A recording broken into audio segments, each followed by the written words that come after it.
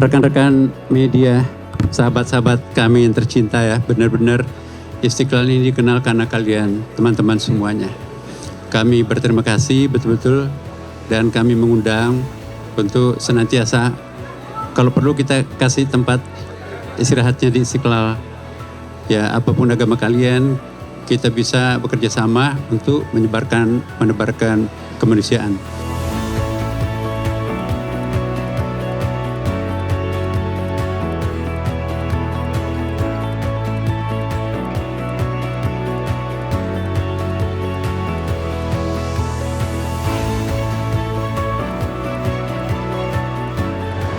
Di minaccia ai tempi bui contrapponiamo il segno della fratellanza che, accogliendo l'altro e rispettandone l'identità, lo sollecita a un cammino comune, fatto di amicizia e che porta verso la luce.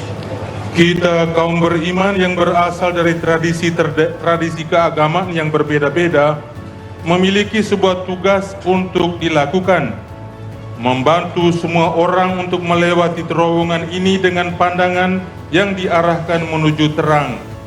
Dengan demikian, di akhir perjalanan, kita akan mampu mengenal dalam diri mereka yang berjalan di samping kita, seorang saudara, seorang saudari, yang dengannya kita dapat berbagi kehidupan dan saling mendukung satu sama lain.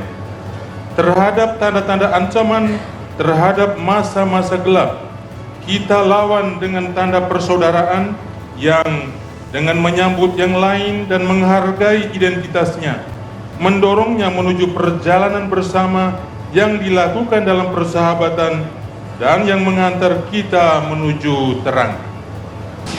Yang mulia yang kami sangat hormati, izinkan saya menjelaskan sedikit tentang terowongan ini, bahwa ini dibangun tahun lalu ya oleh pemerintah Republik Indonesia, Presiden Jokowi, dan fungsinya adalah menghubungkan dua rumah ibadah yang sangat fungsional.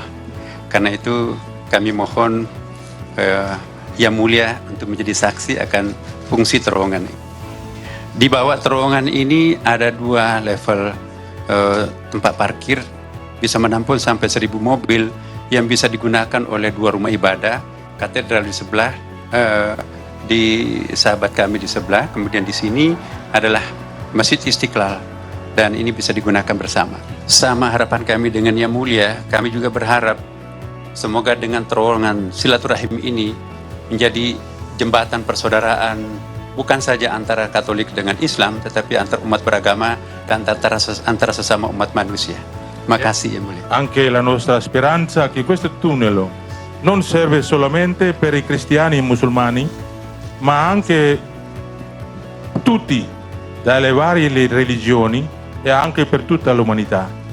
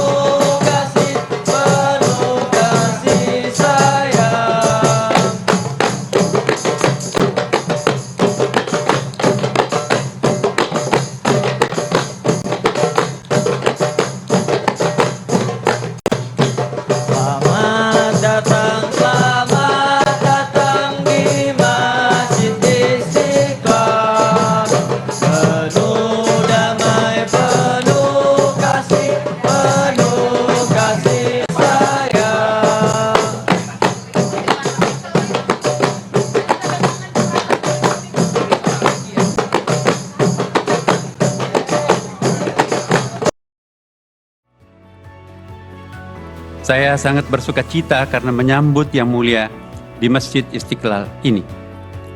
Puji syukur kami panjatkan kehadirat Allah Subhanahu wa Ta'ala yang memberikan nikmat dan kesempatan kepada kita semua untuk berkumpul di pagi yang cerah ini dalam rangka interreligious meeting yang dihadiri oleh Your Holiness Paus Fransiskus, pemimpin tertinggi Gereja Katolik sedunia. Sebagai umat manusia dan umat beragama, kita semua pasti mendambakan kehidupan damai, tentram dan harmoni di tengah keberagaman masyarakat dunia dan dengan lingkungan alam yang seimbang. Akan tetapi, pada kenyataannya, saudara-saudara kita di berbagai belahan dunia ini masih banyak menderita karena konflik. Hari ini sangatlah penting dan dibutuhkan dalam menyelesaikan persoalan-persoalan kemanusiaan dan ancaman-ancaman kerusakan lingkungan. Hadirin yang berbahagia, kami menyampaikan bahwa kehadiran Your Holiness Paus Fransiskus di masjid terbesar di Asia Tenggara ini, atau terbesar ketiga setelah Masjid Haram di Mekah dan masjid di Madinah, tentu saja memberikan kehormatan besar kepada kami semua, segenap warga bangsa Indonesia. Kami sangat berbahagia bahwa Bapak Paus memberikan apresiasi kepada bangsa dan komunitas kami dengan mengunjungi negara dan tempat suci kami, kebanggaan kami di Istiqlal ini. Insya Allah, pesan dan cita-cita yang disampaikan oleh Your Holiness Paus Fransiskus tentu akan menambah semangat kita semua untuk menyuarakan harmoni di antara kita semua. Semoga Tuhan Yang Maha Kuasa memberkahi kita semuanya. Terima kasih. Wassalamualaikum warahmatullahi wabarakatuh. Assalamualaikum warahmatullahi wabarakatuh. Salve, salam, Om Swastiastu, Namo Buddhaya. Sua Santita Santo Padre il Papa Francesco, e vostro onore Profesor Dr. Kiai Haji Nasaruddin Umar, deklarasi bersama Istiqlal 2024 meneguhkan kerukunan umat beragama untuk kemanusiaan. Seperti yang bisa dilihat dari kejadian beberapa dekade terakhir, dunia kita jelas sedang menghadapi dua krisis serius, dehumanisasi dan perubahan iklim. Yang pertama, fenomena global dehumanisasi ditandai terutama dengan meluasnya kekerasan dan konflik yang seringkali membawa jumlah korban yang mengkhawatirkan. Yang lebih mengkhawatirkan adalah agama seringkali diperalat dalam hal ini sehingga mengakibatkan penderitaan bagi banyak orang, terutama perempuan, anak-anak, dan orang lanjut usia. Padahal peran agama harus mencakup peningkatan dan pemeliharaan martabat setiap kehidupan manusia. Kedua, eksploitasi manusia atas ciptaan. Rumah kita bersama telah berkontribusi terhadap perubahan iklim yang menimbulkan berbagai konsekuensi destruktif seperti bencana alam, pemanasan global, dan pola cuaca yang tidak dapat diprediksi. Krisis lingkungan yang sedang berlangsung ini telah menjadi hambatan bagi kehidupan bersama yang harmonis di antara masyarakat.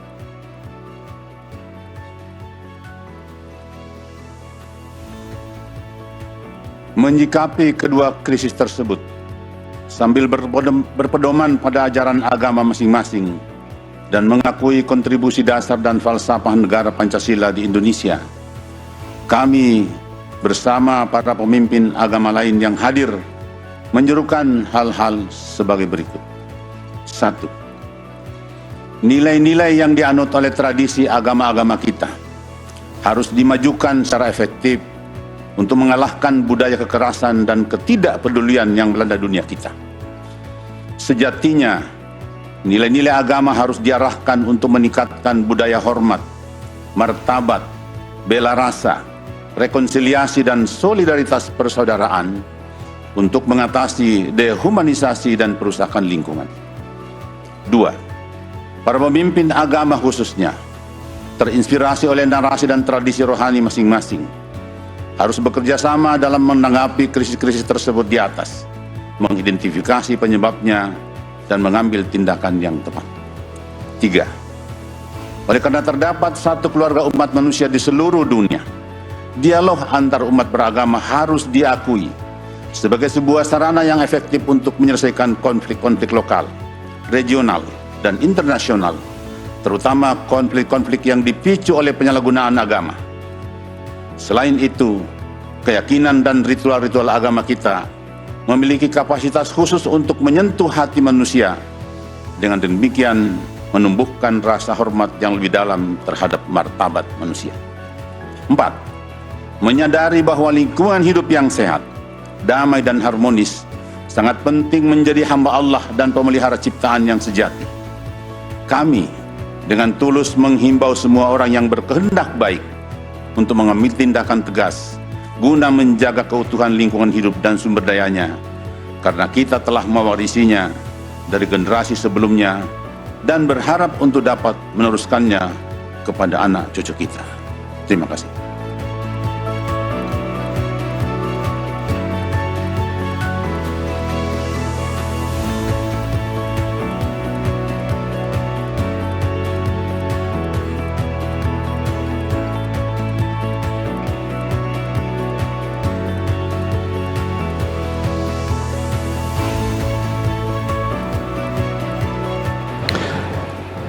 Cari fratelli e sorelle, buongiorno.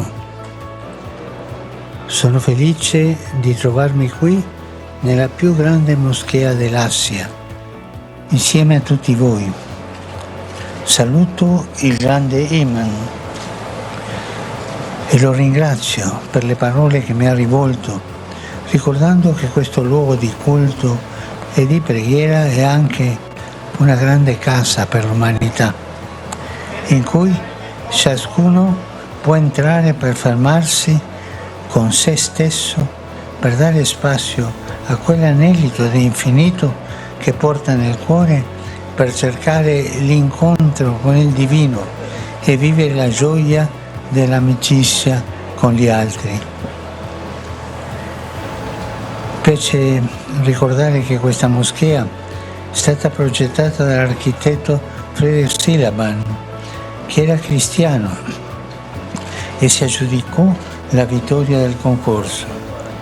Ciò attesta che nella storia di questa nazione e nella cultura che vi si respira, la moschea, come anche gli altri luoghi di culto, sono spazi di dialogo, spazi di rispetto reciproco, spazi di armonica convivenza tra le religioni e le diverse sensibilità spirituali. Questo è un grande dono che ogni giorno siete chiamato a coltivare, perché l'esperienza religiosa sia punto di riferimento di una società fraterna, pacifica e mai motivo di chiusura o scontro. Saudara dan saudari terkasih, selamat pagi. Saya bahagia berada di sini, di masjid terbesar di Asia, bersama Anda semua.